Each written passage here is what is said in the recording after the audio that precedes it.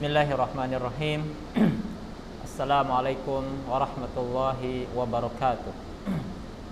Innal hamdalillah nahmaduhu wa nasta'inuhu wa nastahdihi wa nastaghfiruh wa na'udzu billahi min syururi anfusina wa sayyiati a'malina. Innahu may yahdihillahu fala mudhillalah wa may yudlil fala hadiyalah.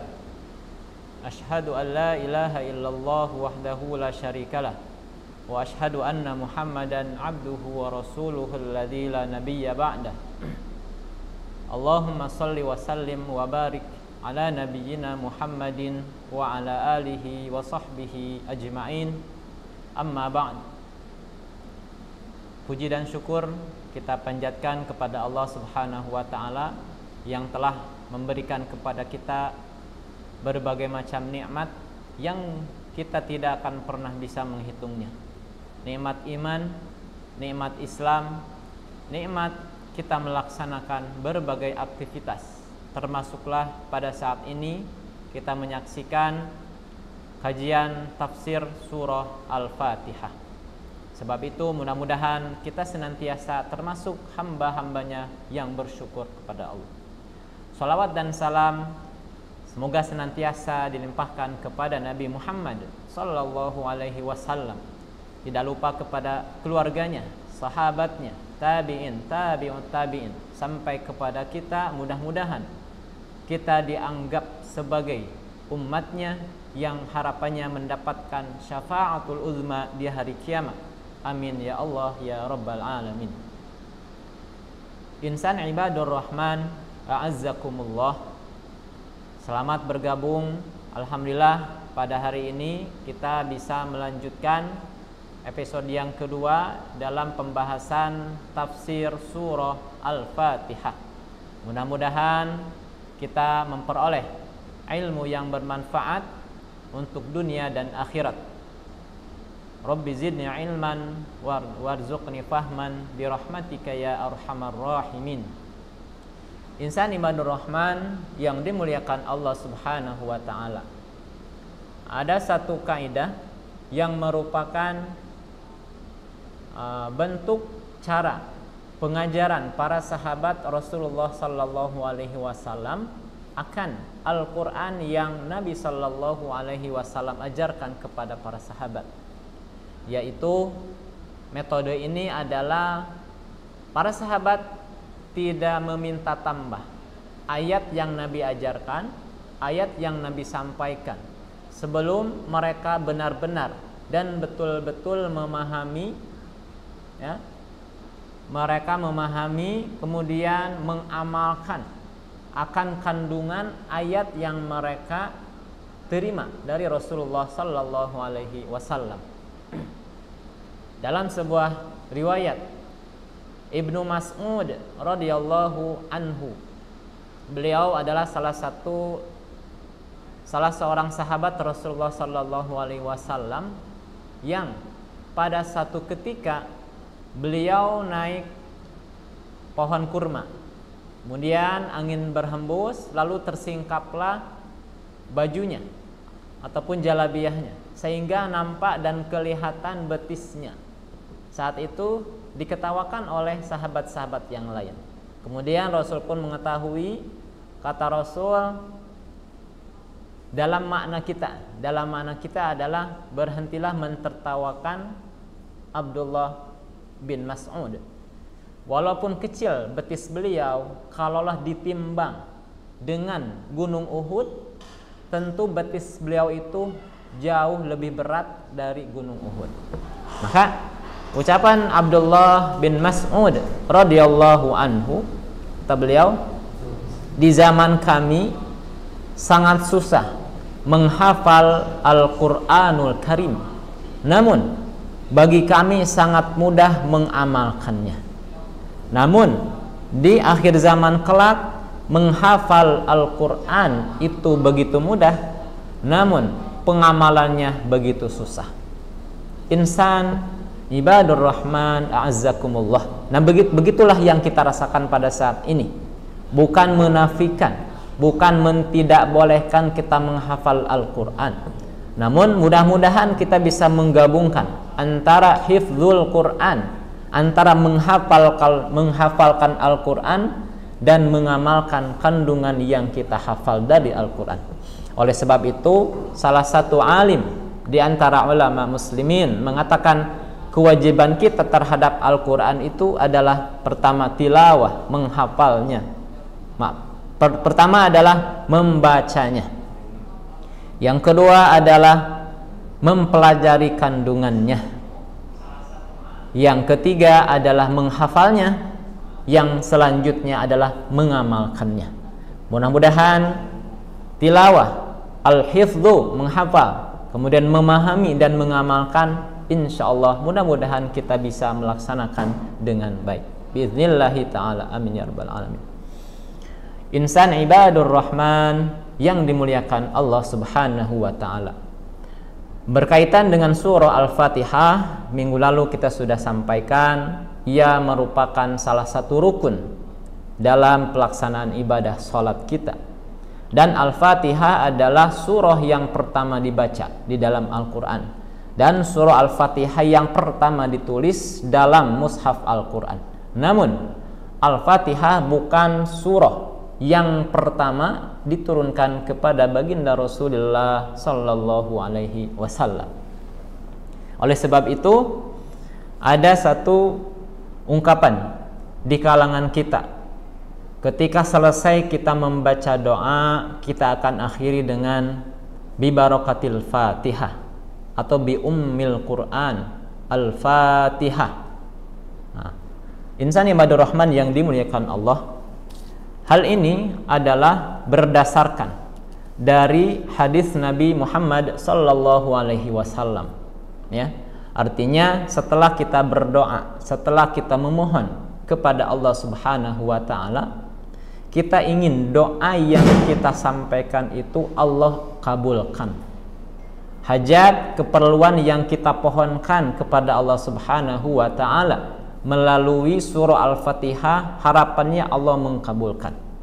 Berdasarkan hadis Nabi sallallahu alaihi wasallam, ya. Ini adalah hadis qudsi.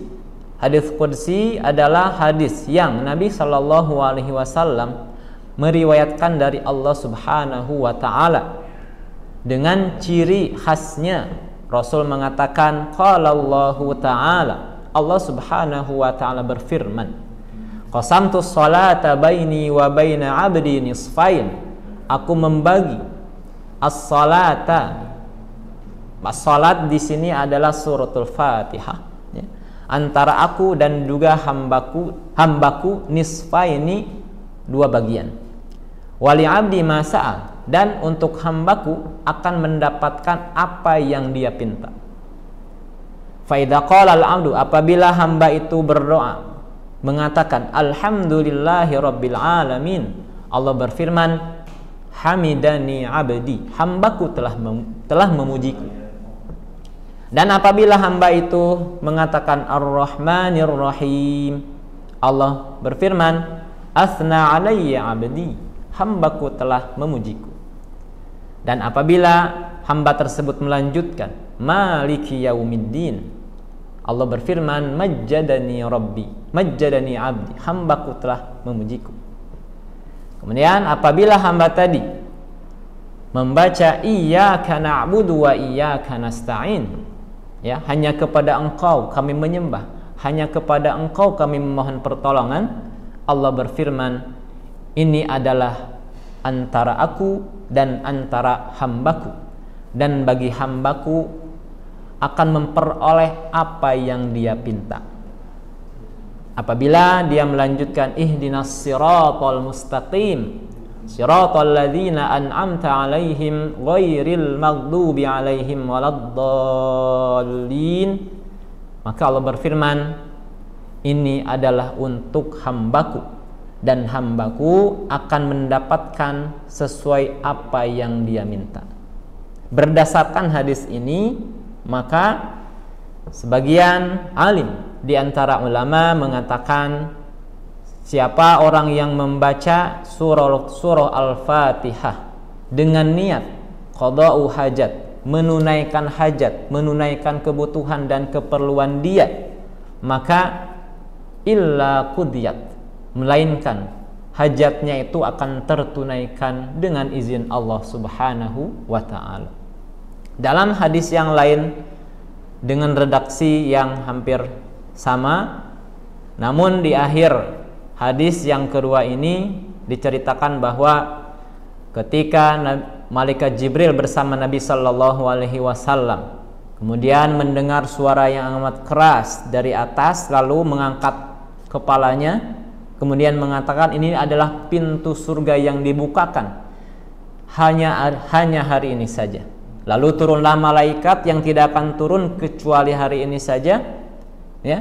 Kemudian mengatakan, berilah kabar gembira dengan dua cahaya yang engkau Nabi Muhammad diberikan kedua cahaya ini yang tidak pernah diberikan kepada Nabi sebelum engkau.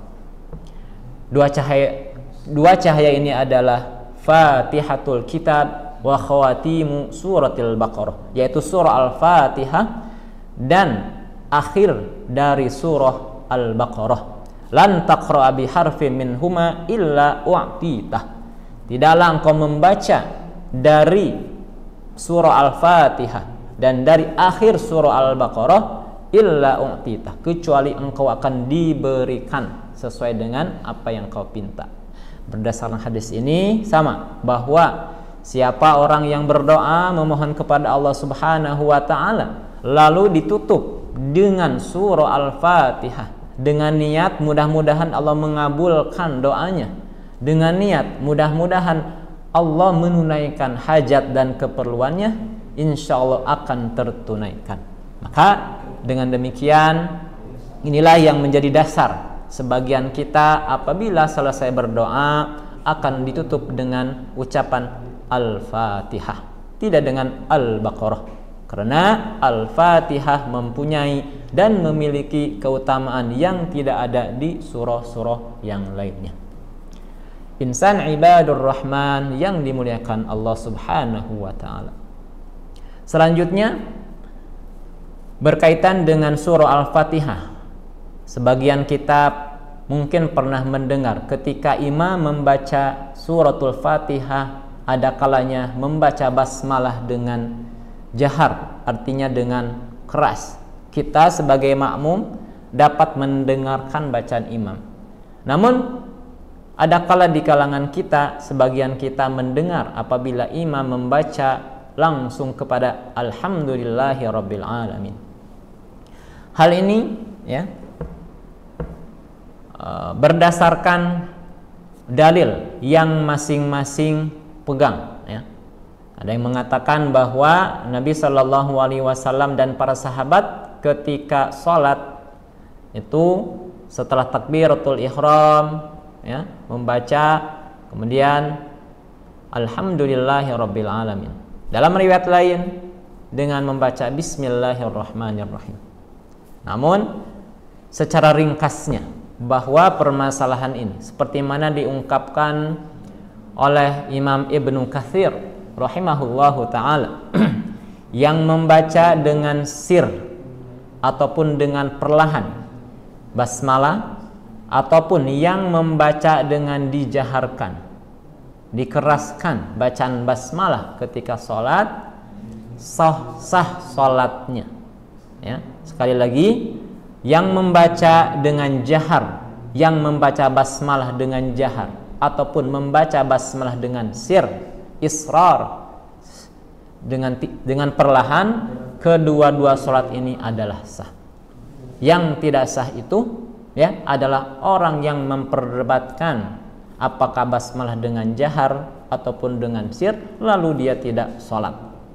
Nah, jelaslah bagi kita bahwa tidak ada masalah bagi yang membaca basmalah secara sir ataupun membaca basmalah dengan jahar, dengan terang-terangan. Wallahu a'lam bissawab. Insan ibadur rahman yang Allah Subhanahu wa ta'ala muliakan. Baik, beranjaklah kita pada pembahasan pertama, ayat yang tercantum di dalam surah Al-Fatihah ialah basmalah. Lagi-lagi basmalah pun ada perbincangan di kalangan alim ulama. Di antaranya, apakah basmalah ini termasuk ayat dari setiap surah, ataukah basmalah ini sebagai pemisah dari setiap surah? Ya. Kesepakatan ulama bahwa basmalah adalah bagian dari surah An-Naml yang mana berkaitan dengan Nabi Sulaiman alaihissalam. Lalu surah Al-Fatihah, lalu Al-Basmalah adalah satu ayat dari surah Al-Fatihah. Baik. Namun di kalangan kita, masyarakat kita, ada kalanya melafalkan basmalah ini tidak dengan lengkap. Misal Bismillahirrahmanirrahim, seperti itu. Seharusnya Bismillahirrahmanirrahim. Sebab dalam lafaz Ar-Rahman, dalam lafaz Ar-Rahim itu terdapat alif lam syamsiyah, sehingga mestilah jelas, mestilah benar bacaan basmalah. Bismillahirrahmanirrahim. Huruf yang mengawali lafaz basmalah adalah huruf ba yang berharokat kasroh, dengan makna dalam bahasa Indonesia dengan. Bismillah artinya dengan nama Allah, Ar-Rahman yang maha pengasih, Ar-Rahim lagi maha penyayang. Insan ibadur Rahman yang dimuliakan Allah subhanahu wa ta'ala, huruf ba di awal surah Al-Fatihah ini adalah berkaitan dengan kata yang dibuang, dengan kata yang tidak disebutkan sebelumnya. Kalau dalam ungkapan kita ada seorang berkata dengan pisau, ya, dia mengatakan dengan pisau, tentu kita sebagai pendengar tidak akan paham apa maksud dengan pisau. Sekiranya orang tersebut dengan mengatakan secara jumlah keseluruhan, saya memotong buah dengan pisau, tentu akan dipahami, ya. Maka di dalam basmalah, ya, ucapan Bismillahirrahmanirrahim itu adalah berkaitan dengan kata yang dibuang, ya. Sebab ini memiliki rahasia dan keutamaan yang tersendiri. Jadi semua pekerjaan, ya, semua perbuatan yang kita lakukan, apakah belajar, apakah mengajar, apakah menyimak kajian, apakah kita makan, apakah kita minum, ya, semua jenis pekerjaan yang kita lakukan hendaknya kita mulai dengan bacaan basmalah. Nabi Shallallahu Alaihi Wasallam bersabda, "Kullu amrin dzi balin la yubda'u fihi bi bismillahirrahmanirrahim aqta." Setiap amal yang penting yang tidak dimulai dengan bacaan basmalah, maka ia akan terputus dari rahmat Allah Subhanahu wa taala. Kalau kita melihat takhrij hadis ini, terdapat 3 matan yang berbeda. Matan yang pertama tadi mengatakan la yubda'u fihi bi bismillahirrahmanirrahim. Matan yang kedua la yubda'u fihi bi dzikrillah. Matan yang ketiga la yubda'u fihi bihamdillah ataupun bilhamdulillah fahuwa aqta. Jadi 3 redaksi ini sama, ya. Artinya setiap amal perbuatan yang tidak dimulai dengan ucapan basmalah, yang tidak dimulai dengan zikir kepada Allah Subhanahu wa taala, yang tidak dimulai dengan alhamdulillah, maka perbuatan tersebut akan terputus dari rahmat Allah Subhanahu wa taala. Maka oleh sebab itu, hakikat atau takdir dari ayat ini adalah aqra'u bismillahirrahmanirrahim. Saya membaca dengan nama Allah yang maha pengasih lagi maha penyayang.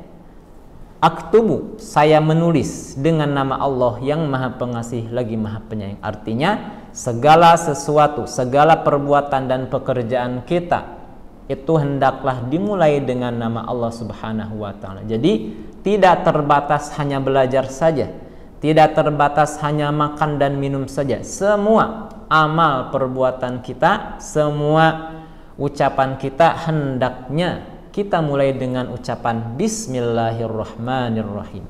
Karena tidak ada sedikit pun dari kemampuan kita yang bisa melaksanakan dan menuntaskan amal kita masing-masing selain dengan pertolongan Allah Subhanahu wa taala.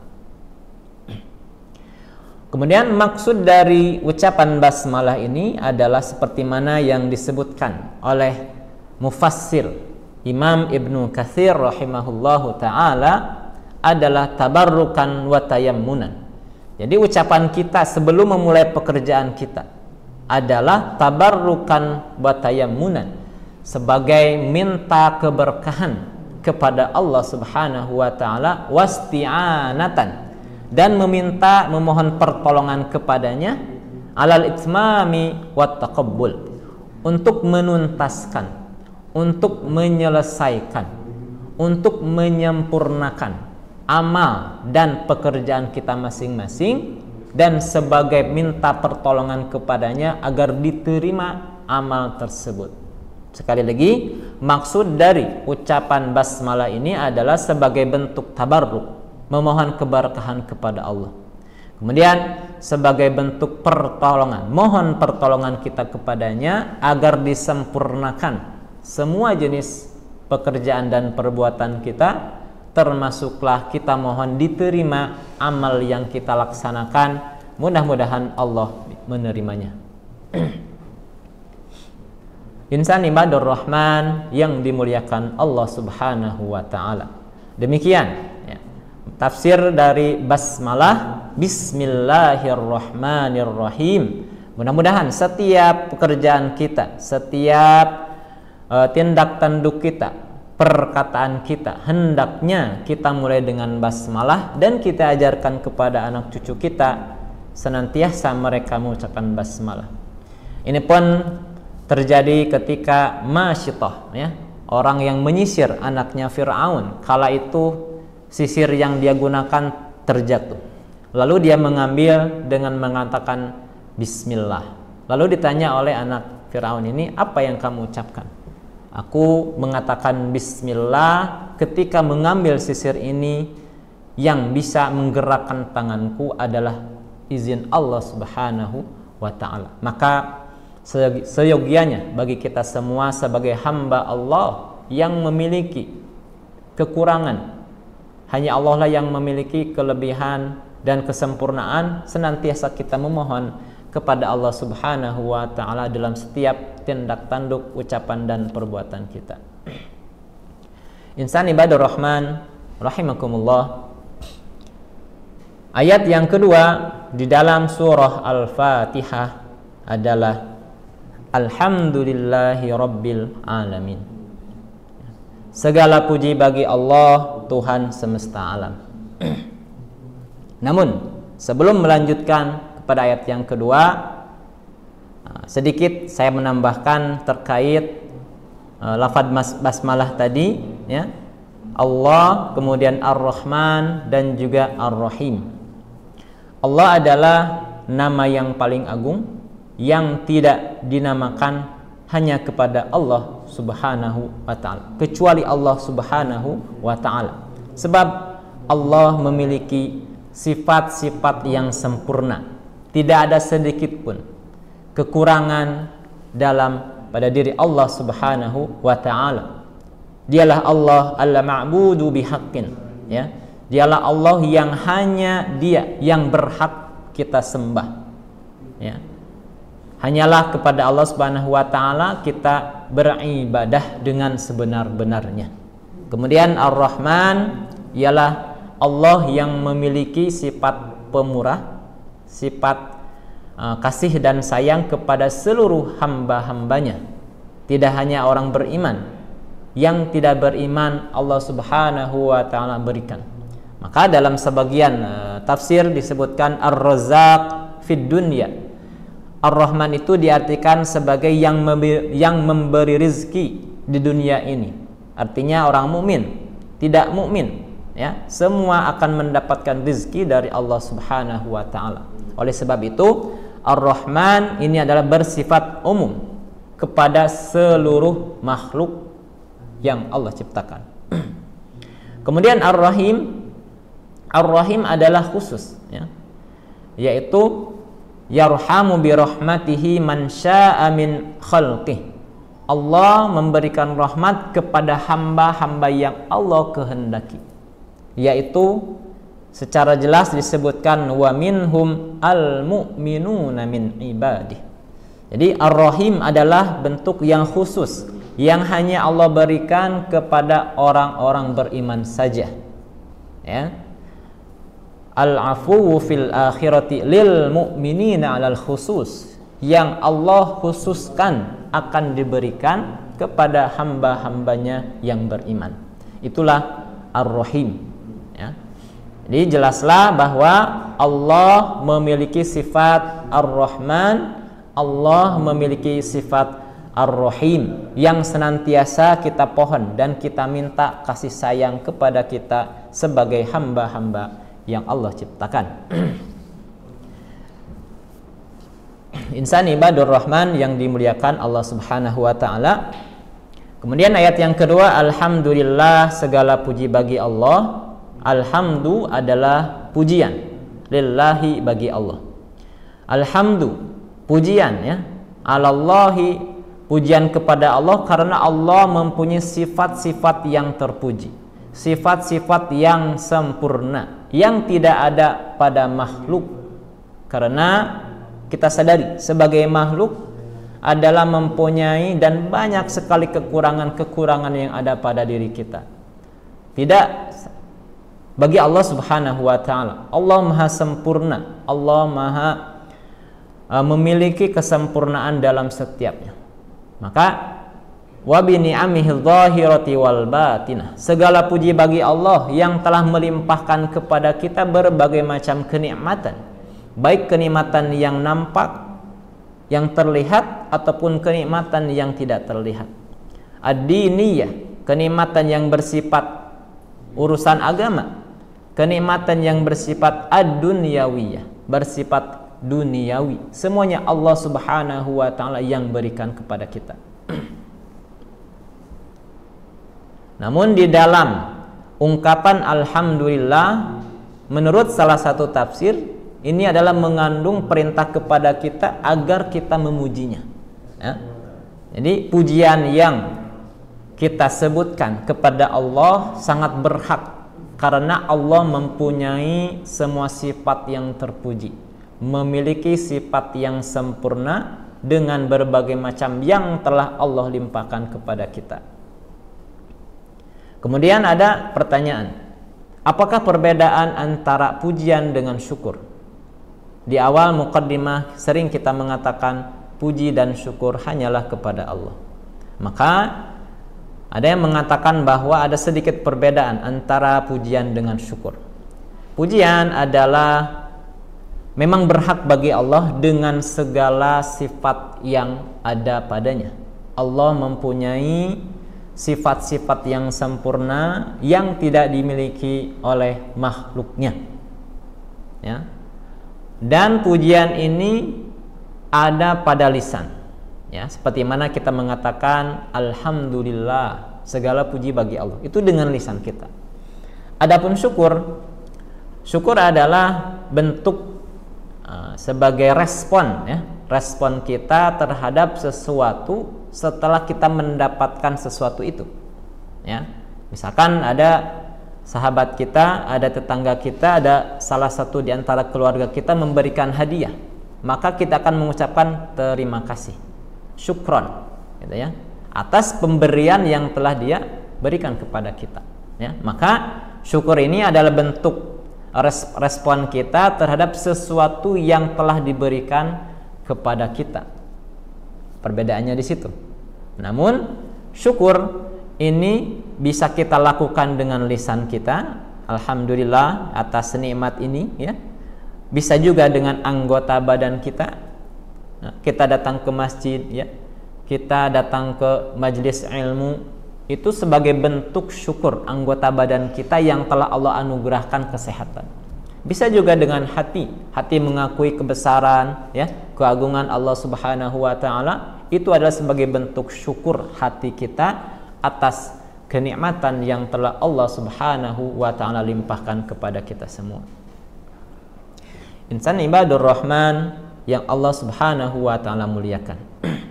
Alhamdulillah, hendaklah senantiasa membasahi lisan kita dalam setiap waktu dan setiap saat. Karena tidak ada perbuatan, tidak ada pekerjaan yang tidak ada pertolongan kecuali dengan pertolongan Allah Subhanahu wa taala. Kita kembalikan kepada Sang Pemberi, yaitu Allah Subhanahu wa taala. Kemudian Rabbil Alamin. Rabb, terjemah dalam terjemah bahasa Indonesia Tuhan semesta alam. Nah, Rabb, di dalam ungkapan bahasa Arab, Rabba yurabbi tarbiyah, ya, mengurus, mengatur, ya, mendidik, masuk ke dalam makna Rabb. Di dalam tafsir As-Sa'di, ya, disebutkan bahwa Rabb adalah ataupun tarbiyah, ya. Tarbiyah ini tarbiyah Allah kepada hambanya ada dua macam, ya. Pertama, tarbiyah secara umum, yang kedua tarbiyah secara khusus. Tarbiyah umum adalah Allah berikan kepada seluruh makhluk yang Allah Subhanahu wa taala ciptakan, ya. Termasuklah tarbiyah ini Allah urus, Allah jaga, ya. Allah berikan rezeki, Allah berikan petunjuk, berikan hidayah, ya, untuk kemaslahatan kehidupan dia di alam dunia ini, ya. Ini berlaku untuk semua makhluknya. Adapun tarbiyah secara khusus ini akan Allah berikan kepada orang-orang yang dekat dengannya, orang-orang yang senantiasa mendahulukan Allah Subhanahu wa taala dibandingkan dengan kepentingan nafsunya.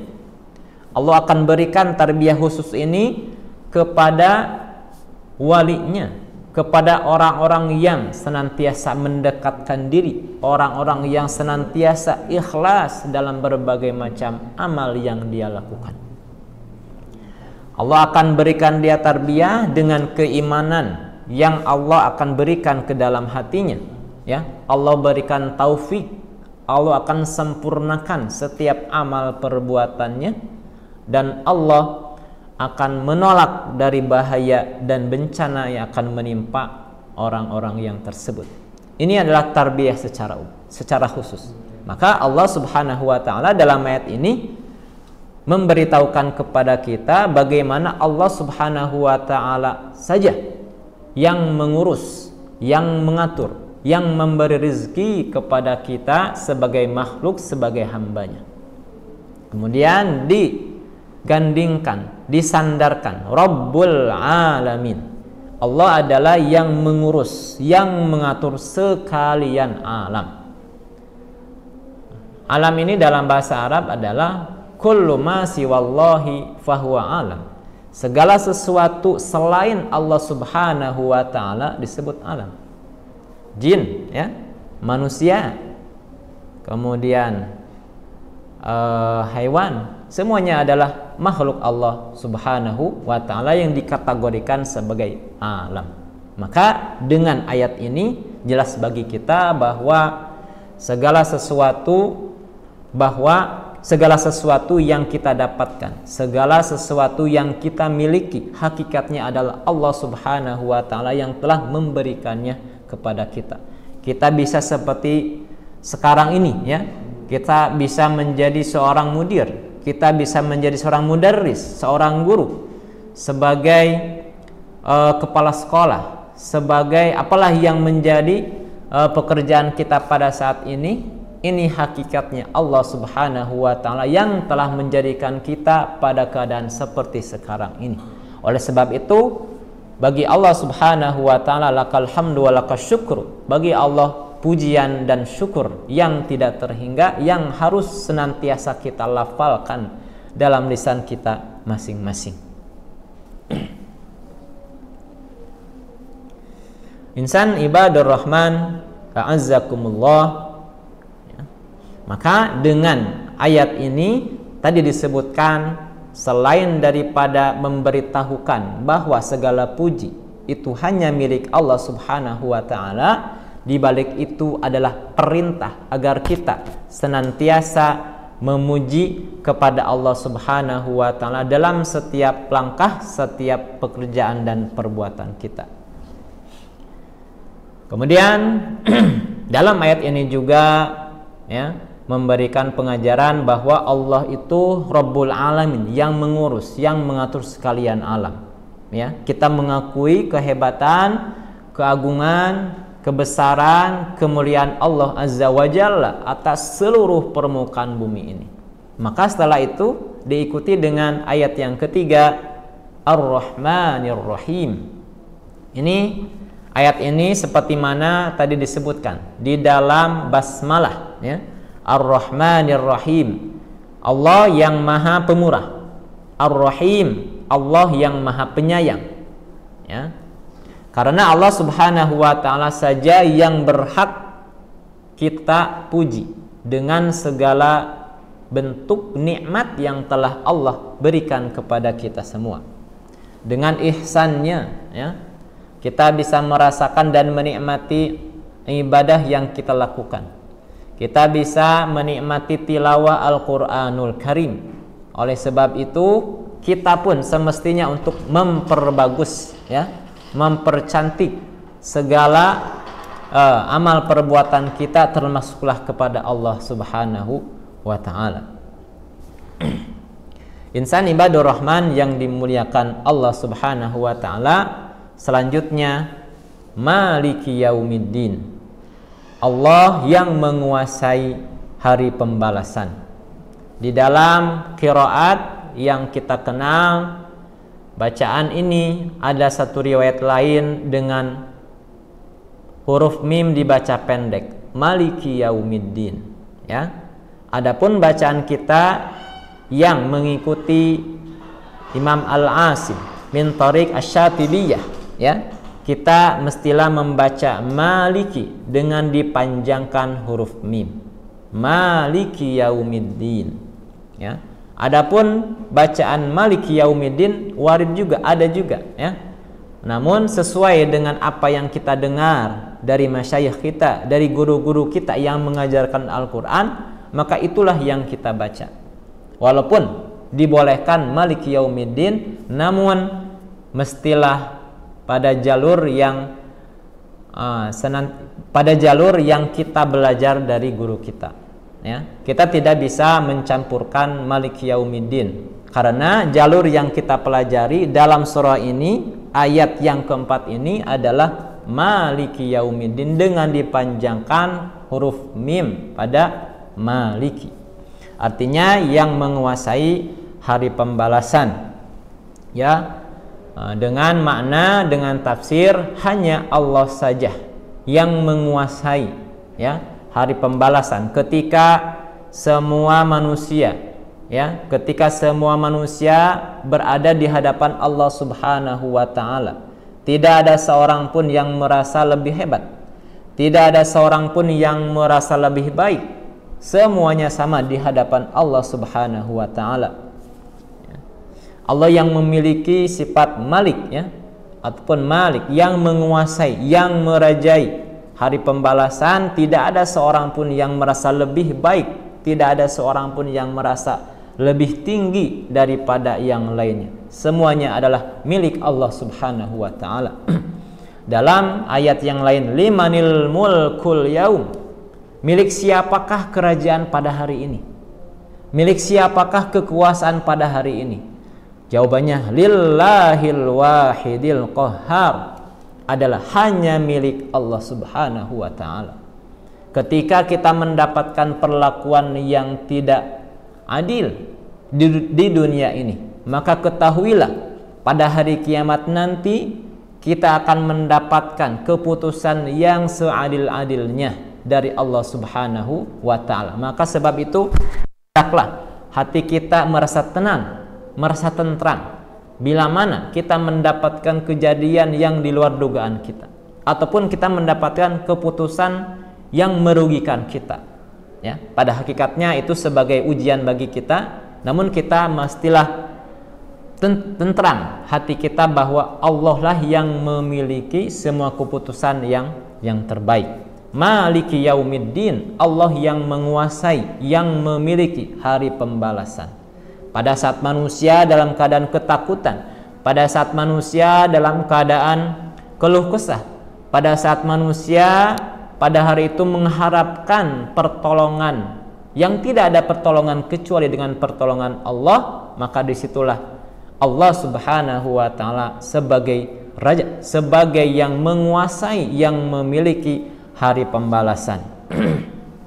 Maka sebab itu, ya, balasan yang terakhir yang kita terima itu bukan di dunia ini, tetapi balasan yang terakhir adalah ketika kita berhadapan, ketika kita bertemu dan berjumpa dengan Allah Subhanahu wa ta'ala pada hari pembalasan kelak. Yaumiddin adalah yaumil jaza wa yaumil hisab, ya, hari pembalasan atas seluruh amal kita, hari di mana kita akan mendapatkan semua amal perbuatan kita, mendapatkan balasan yang setimpal sesuai dengan amal kita masing-masing semasa kita amalkan di dunia ini, ya. Hari yang tidak ada kezaliman, hari yang penuh keadilan dari Allah Subhanahu wa ta'ala, ya.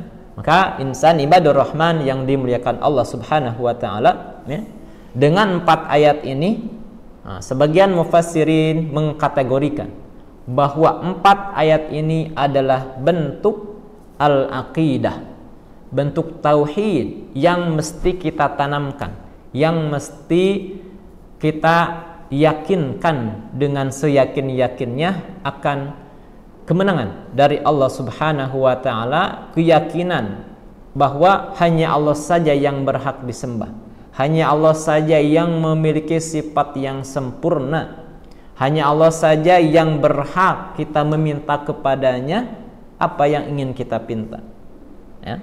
Jadi dalam ayat ini juga menerangkan kepada kita tentang keyakinan akan datangnya hari kiamat, Maliki yaumiddin, ya, datangnya hari kiamat yang kita semua tidak tahu kapan terjadinya. Namun dengan berbagai informasi yang Nabi Shallallahu Alaihi Wasallam sampaikan bahwa kita yakin seyakin-yakinnya hari kiamat pasti datang. Pada hari itu, hari yang tidak ada seorang pun dapat memberi pertolongan kepada yang lainnya, sekalipun orang tua kita, sekalipun pasangan kita, anak-anak kita, semuanya tidak akan memberikan pertolongan. Yang ada pada saat itu adalah hasil dari amal perbuatan kita masing-masing, hasil dari iman yang kita tancapkan semasa kita hidup di alam dunia ini, ya.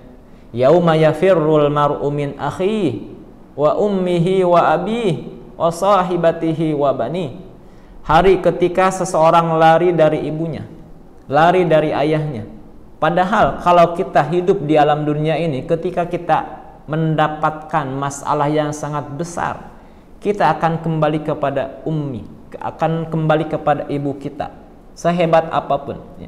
Namun di hari kiamat kelak tidak ada seorang pun yang bisa meminta tolong, tidak ada seorang pun yang bisa memberikan pertolongan, hatta sehingga ibu pun tidak bisa memberikan pertolongan kepada anaknya. Pasangan suami istri, istri tidak bisa menolong kepada suaminya, pun suami tidak bisa memberikan pertolongan kepada istrinya ataupun anak-anaknya. Demikian hebatnya hari kiamat yang hanya Allah saja yang menguasainya. Tidak ada manusia sekalipun raja, ya, ketika di alam dunia ini semuanya sama di hadapan Allah. Ketika hari kiamat semuanya menjadi hamba kepada Allah Subhanahu wa ta'ala. Insan ibadur rahman yang dimuliakan Allah, untuk kesempatan ini kita cukupkan sampai ayat yang keempat. Jadi dengan 4 ayat ini kita yakin bahwa sebagaimana disebutkan Ummul Quran, induknya Al-Quran, maka dalam 30 juz yang akan kita hadapi ke depan ini, salah satu kandungan Al-Quranul Karim yang jumlahnya 30 juz adalah berkaitan dengan akidah, berkaitan dengan tauhid, kepercayaan kepada Allah, keyakinan terhadap hari kiamat yang senantiasa menjadi pendorong kepada kita untuk beramal soleh, yang menjadi pengerem kita dari melakukan hal-hal yang berkaitan dengan dosa dan maksiat kepadanya. Na'udzubillahi min dzalik. Insan ibadur rahman, inilah yang dapat disampaikan pada episode kali ini.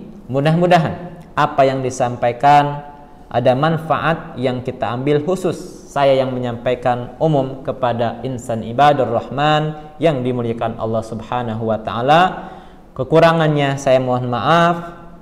Aqulu qouli hadza wa astaghfirullahal azim li wa lakum. Wassalamualaikum warahmatullahi wabarakatuh.